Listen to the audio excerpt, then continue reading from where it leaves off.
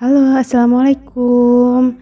Nama saya Amalia Nurfojiah dari kelas BKA 2 dengan NIM 190100176. Saya akan menjelaskan tentang optimisme. Simak baik-baik ya.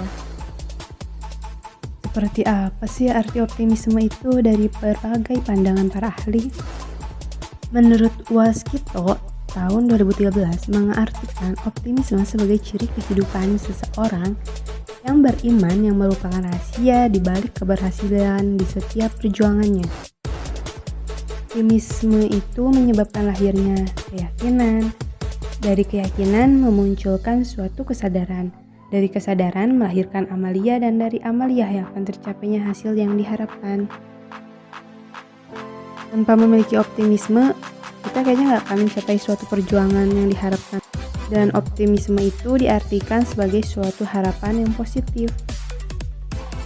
Aspek-aspek optimisme. Optimisme menurut Seligman ada tiga dimensi. Yang pertama ada permanens.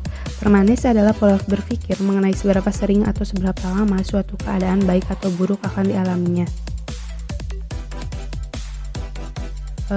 Permanens pun terdiri dari dua, yaitu permanens good dan permanens bad.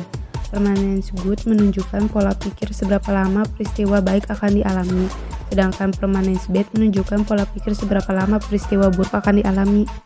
Contohnya, peristiwa yang tidak menyenangkan, kalau orang pesimis pasti bicaranya saya tidak berguna, sedangkan kalau orang yang optimis bilangnya pasti saya sangat lelah. Yang kedua ada pervasiveness. Pervasiveness adalah pola pikir mengenai terjadinya suatu peristiwa karena ruang lingkupnya. Pervasiveness terdiri dari dua, yaitu pervasiveness good dan pervasiveness bad. Pervasiveness good adalah pola pikir mengenai ruang lingkup terjadinya peristiwa baik, sedangkan pervasiveness bad adalah pola pikir mengenai ruang lingkup terjadinya peristiwa buruk.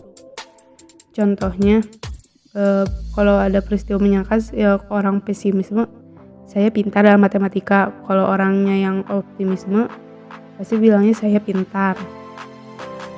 Yang ketiga ada personalization.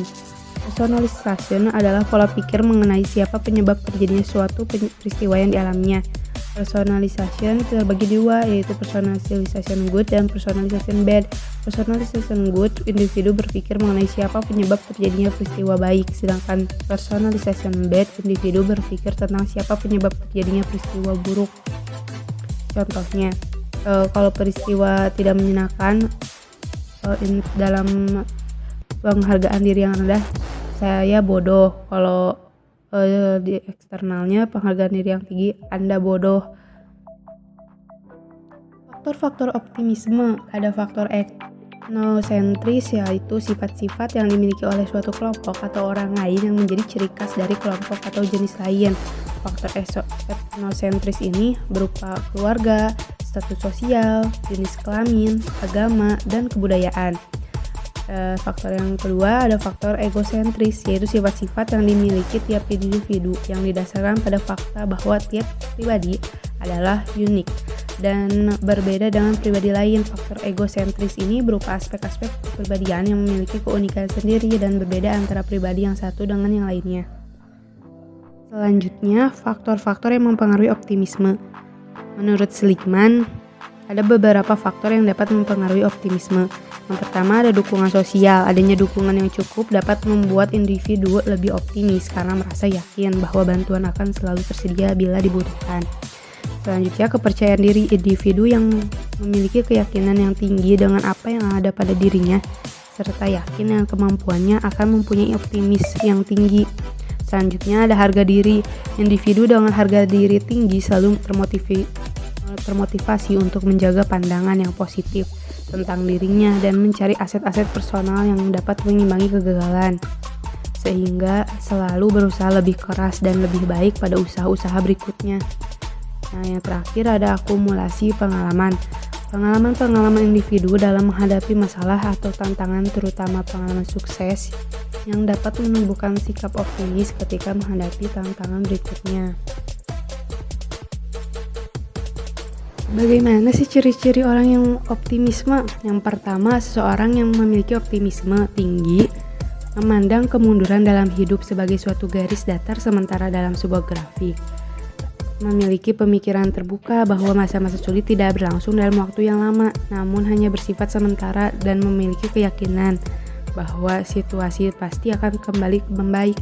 Pada dasarnya memandang kesulitan dalam suatu proses sebagai kesuksesan yang tertunda, bukan sebagai kekalahan yang bersifat menetap. Yang kedua, seseorang yang memiliki optimisme tinggi cenderung memandang suatu kemalangan dalam hidup sebagai masalah yang situasional dan spesifik, bukan sebagai wujud petaka yang tidak dapat ditolak dan akan berlangsung dalam waktu yang lama.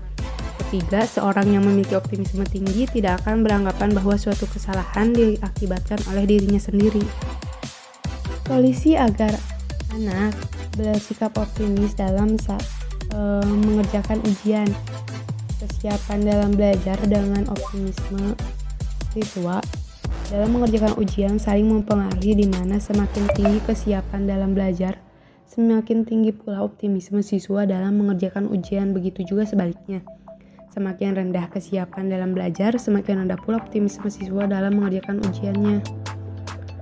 Bagi guru bimbingan dan konseling dapat melaksanakan layanan bimbingan pribadi yang disusun untuk mengembangkan optimisme peserta didik. Sekian dari saya, Amalia Nur Fauziah. Semoga bermanfaat videonya. Mohon maaf ya bila banyak kesalahan. Wassalamualaikum warahmatullahi wabarakatuh.